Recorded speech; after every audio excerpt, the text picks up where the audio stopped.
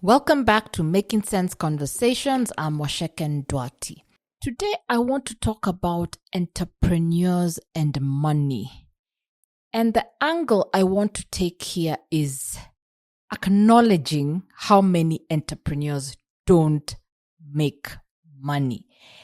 And there are so many reasons for this. And I think we can do so many episodes on this. And in fact, as I was thinking about it, I do have to have a guest on this podcast, or a couple of guests, for us as entrepreneurs to just bear it all, because this is something that goes unsaid a lot.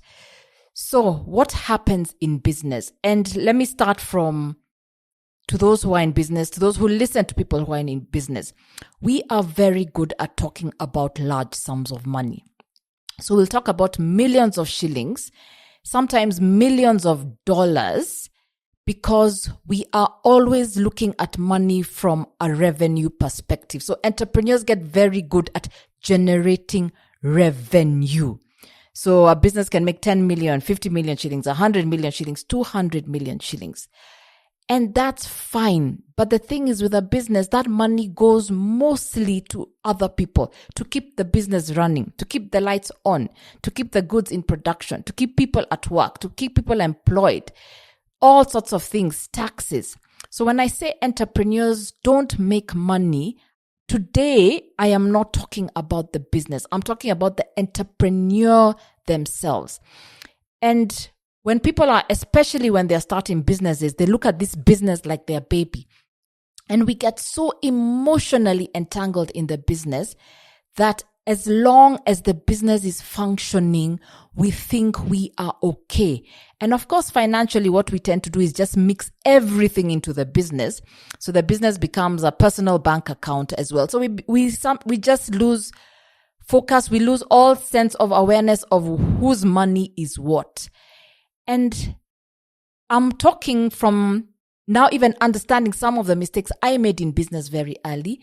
We don't get conscious that without this business, what do I have that will work for me? What keeps my lights in my house on? What keeps food on my table? What gets my kids to school? What, the day I want to walk away from this business, what have I built over time that will give me assets or whatever it is that will give me the income to sustain myself? Because we seem to always have this perception, sometimes illusion, that the business will just keep going. So we're very good at surviving. So entrepreneurs, we're constantly in survival mode. We're generating enough revenue for the day to pay the bills for the day and to pay your bills for the day. So we think we are good. But I've run a business 16 years now, and I just want to ask the question, what happens when you get tired?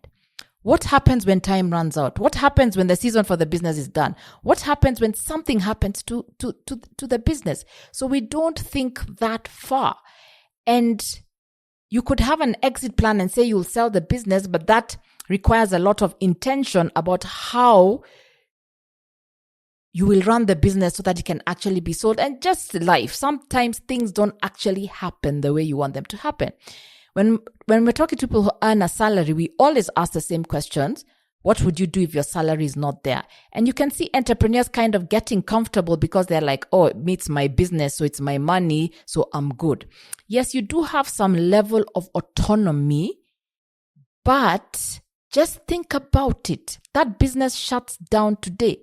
During COVID, so many businesses shut down. Even now, so many businesses are facing challenges. We've been through ups and downs, and sometimes you just don't know if you're going to recover from the down.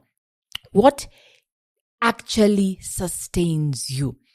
And even you see the awards given to business, it's billion shilling revenue business, $1 million revenue business. They make millions of shillings in turnover. And those who hear these words from businesses, please understand, when you're saying a business is making even $1 million, does not mean that person is making $1 million.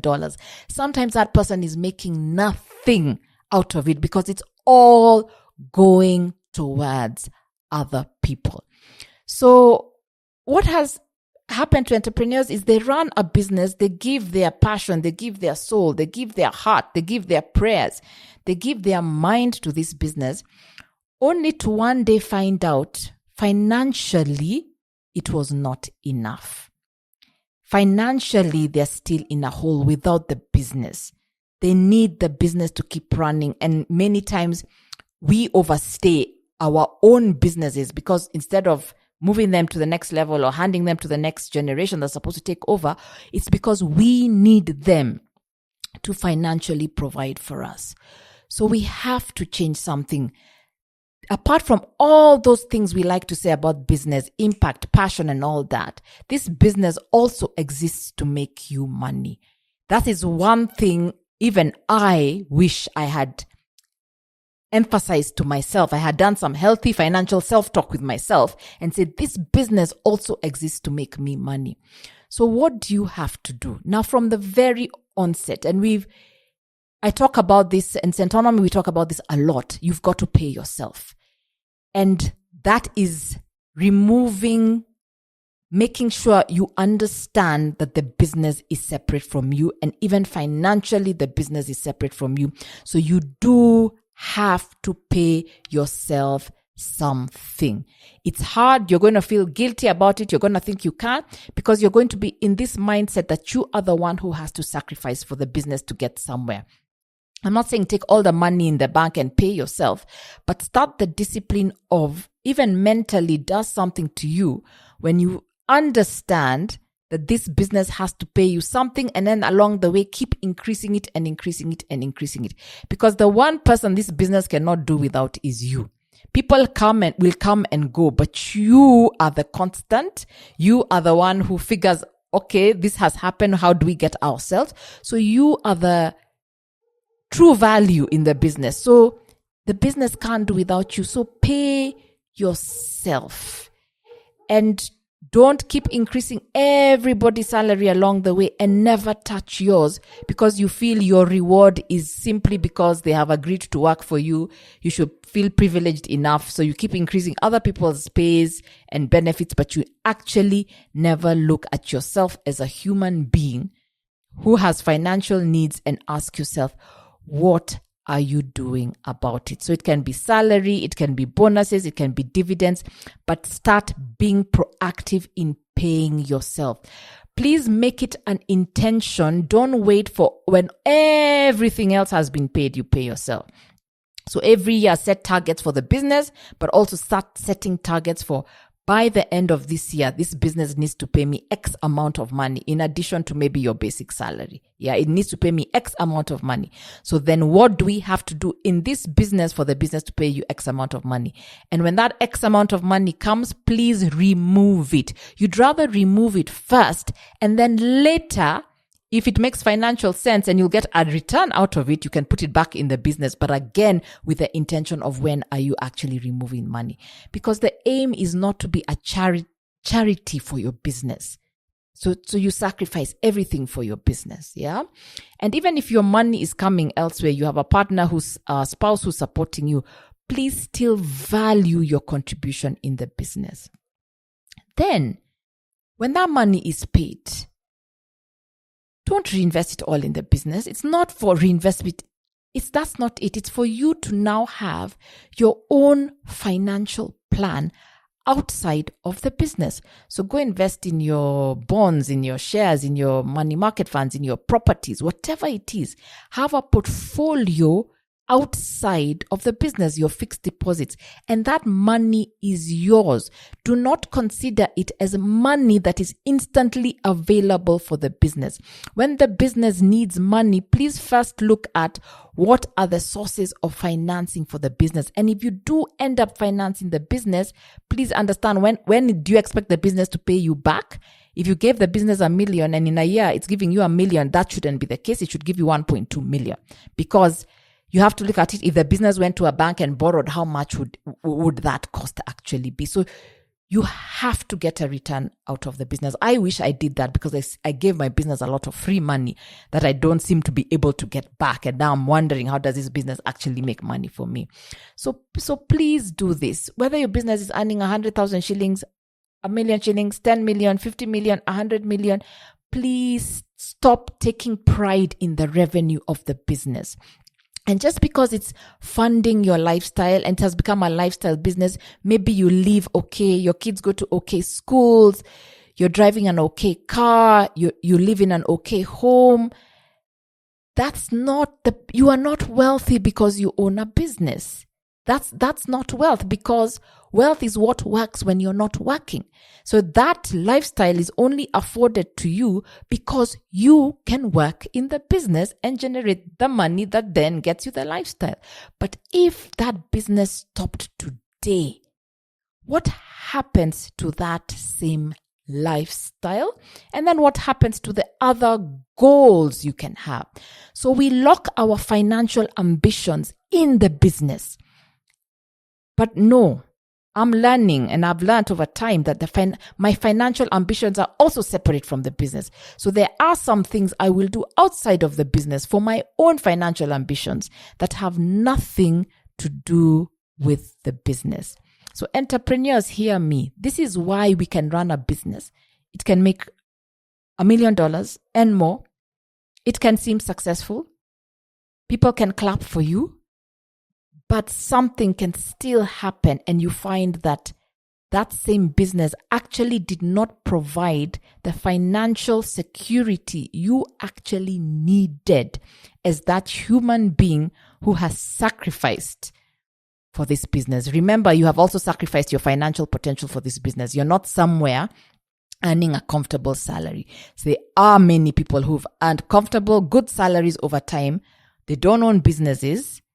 But if they have been clever with their money, because we like entrepreneurs, we like saying there's a level of money you won't make if you're not in business.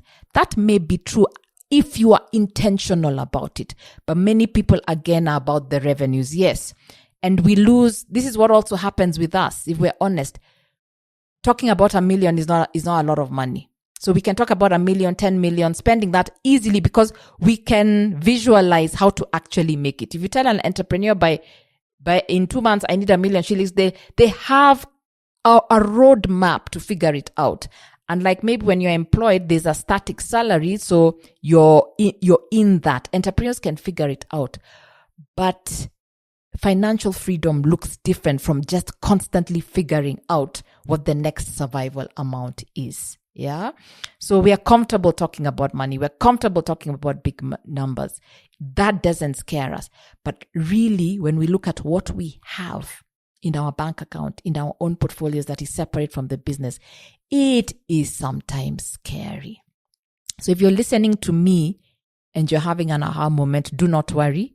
You are not alone. As I said, even me, as I poured my heart, soul, passion into the business, and I continue to do that, I wish someone 16 years ago had also told me, even as you're doing this, please make sure your own financial life, you don't put all your financial ambitions into the business. I took too long to probably do that.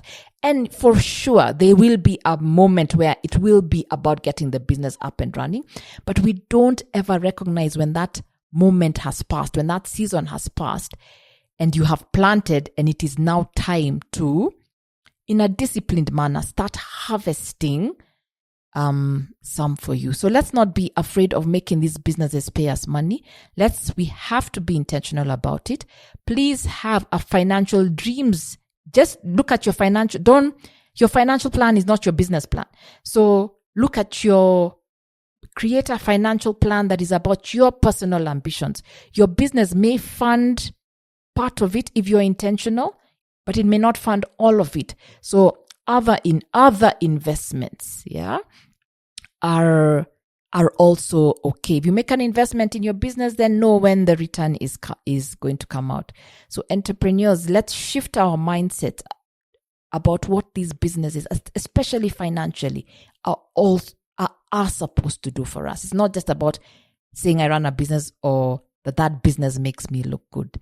Let's make money out of our own businesses, out of our own blood and sweat, out of our own vision, out of the impact you are actually giving others. And that's it for today. Thank you for listening. See you next week.